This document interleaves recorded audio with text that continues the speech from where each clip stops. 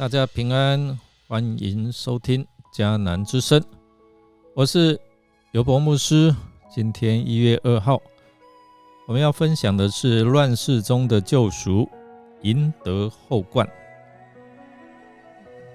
我们要读以斯帖记2章1到23节。先来读今天 RPG 的金句。王爱以斯帖过于众女子，她在王面前蒙宠爱胜过众少女。王把王后的冠冕戴在她头上，立她为王后，代替瓦实提。以斯帖记2章17节。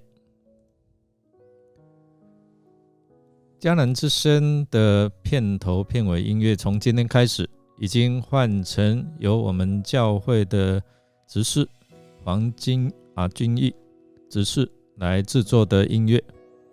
我们1周7天都会有不同风格的音乐，这一些不同风格都有一个主题，让我们接下来每一天收听，一起来慢慢揭晓这音乐中隐藏的什么故事。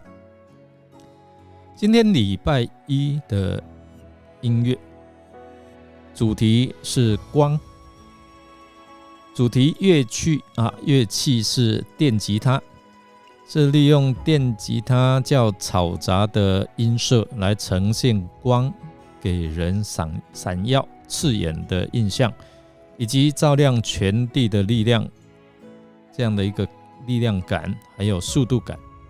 另外呢，也在旋律当中加入了某首与光有关的动漫歌曲的元素，不知道你听得出来吗？希望大家在礼拜一都能够像光一样的闪耀，充满着朝气，开始节目的这个最后都可以好好的欣赏。今天的经文描述了这事以后，就是瓦实提因为抗命被废后之后，国王下令选新王后。那在众多的佳丽竞赛之下，以斯帖脱颖而出，赢得后冠。经文告诉我们说，王爱以斯帖过于众女子，她在王面前蒙宠爱胜过众少女。作者他似乎想要暗示以斯帖所蒙的恩典与忠诚的爱是来自上帝的帮助。作者终于在2章5节提到2位主角，末底改和以斯帖。根据经文的记载，末底改是便雅悯人，祖先可能追溯到以色列人第一个王扫罗王的家族。换句话说，他有以色列王家的血统。以斯帖本名哈大沙，希伯来文是指番石榴树，又可称为香桃木。那犹大人欢庆住棚节的时候，他们会拿象征和平、感谢与公义的番石榴树枝来支搭帐篷，也会拿着棕树枝、番石榴树枝、柳树枝和香橼木果实绑着一束来敬拜神。以斯帖是他的波斯名字，意思是星星。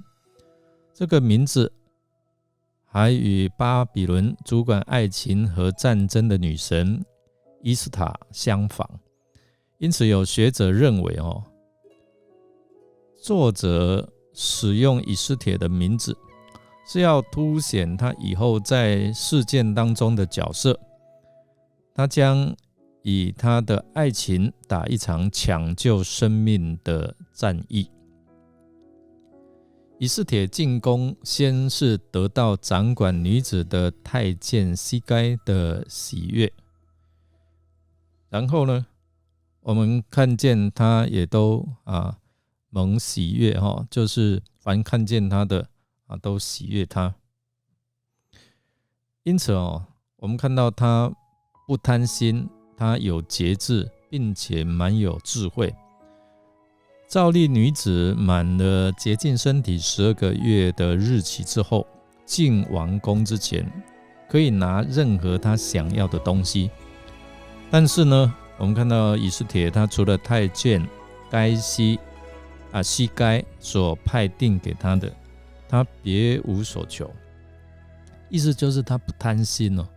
这时候我们看出，他虽然失去父母，出身寒微，但他的心却不被波斯王宫里面的一些绚丽的物质所诱惑。他不贪婪，他有节制，难怪他身边的人都喜悦他。经文描述王爱以斯帖过于众女子，他在王面前蒙宠爱胜过众少女。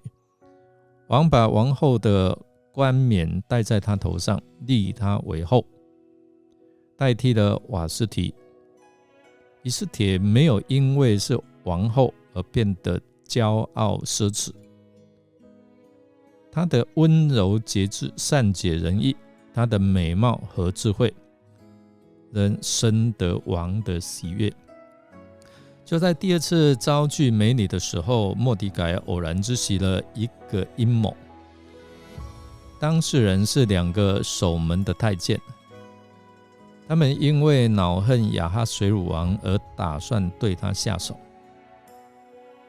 末底改赶快把这个消息告诉以斯帖，而以斯帖也赶紧把这个消息报告给亚哈水乳王，并且说这是末底改报的信。通过检查，此事果然属实，所以亚哈水乳就把这2个太监处死，并且派人将此事记录下来。总和这章的经文来看，以斯帖被选为王后，一个犹大被掳的女子得到波斯王的宠爱。当她加上她的就是冠冕的时候，全国同乐，赏识群臣。而末底改有机会救王的性命，史记史册也都记载了。日后因此让末底改和犹大民族都能够得到救恩，免去灾祸。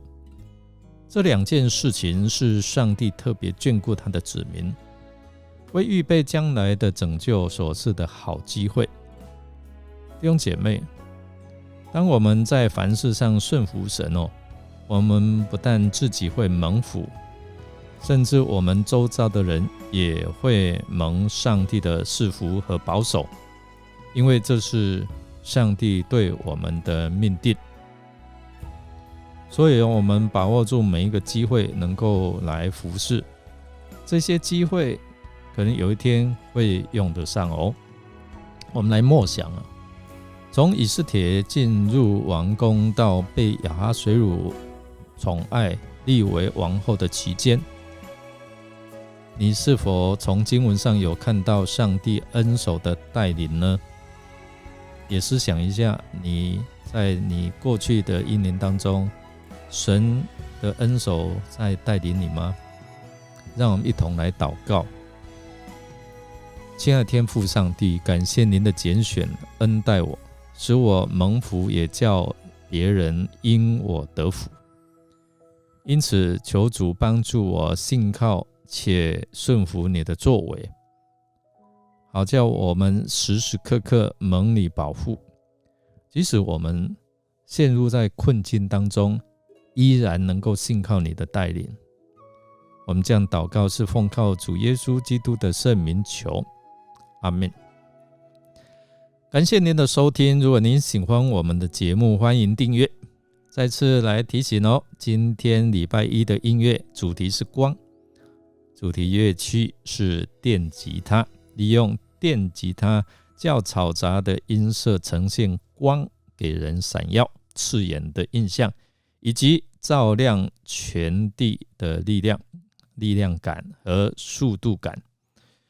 我是尤伯牧师，祝福您新年蒙福、平安、健康、喜乐。我们下次再见哦。